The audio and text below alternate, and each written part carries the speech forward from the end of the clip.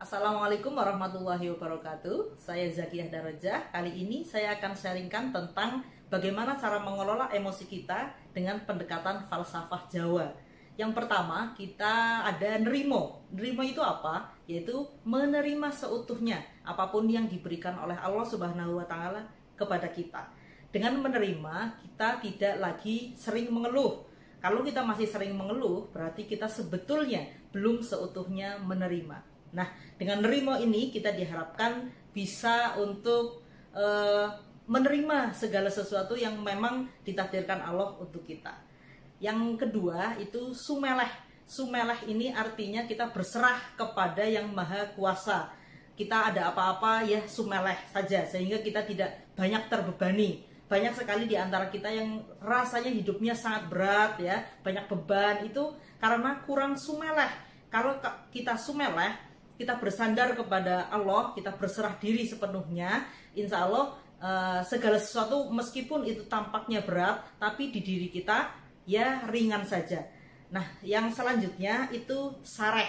Sareh itu tenang ya, kita menjalani hidup ini dengan tenang, sehingga ketika ada sesuatu yang mungkin itu mengganggu kita, menyakitkan kita atau membuat kita mau marah gitu ya, ketika kita bisa mengakses rasa sareh ini, ketenangan, kita bisa lebih sabar menghadapi apapun yang akan terjadi dalam sehari-hari kita. Terus yang selanjutnya itu sumeh. Sumeh itu kita tersenyum. Kita bisa lihat orang yang mudah sekali emosi itu pasti jarang tersenyum. Coba kita sering tersenyum, dibangun tidur kita tersenyum, mau tidur kita banyak tersenyum, setiap saat kita tersenyum, pasti kita akan lebih mudah menerima apa-apa yang hadir di setiap hari kita itu. Tapi kalau kita di awal hari saja sudah merengut ya, artinya itu mulutnya jekaprut ya, itu akan sulit untuk kita bisa menerima apalagi bahagia. Terus yang selanjutnya adalah luweh.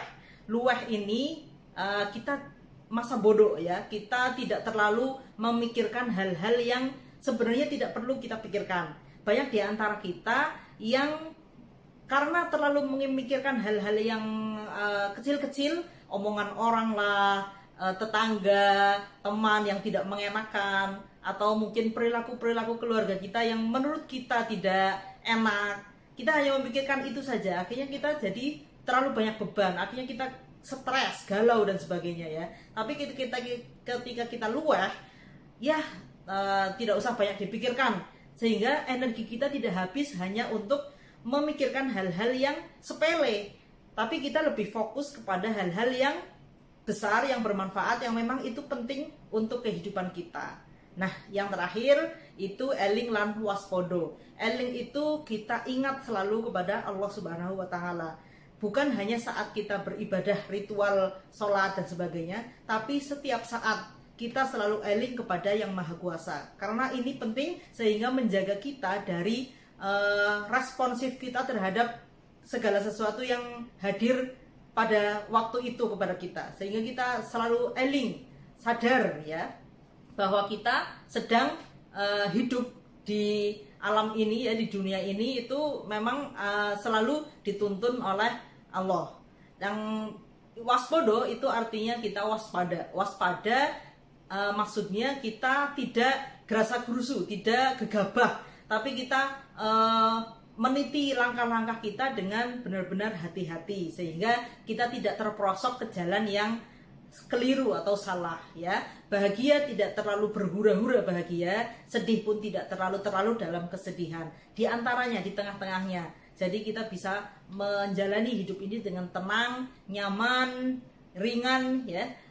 Seperti mbah-mbah leluhur kita orang Jawa yang umurnya mereka sampai bisa panjang ya, bahkan 100 tahun lebih, tapi kondisi badannya sehat, tidak terkena penyakit apa-apa gitu ya.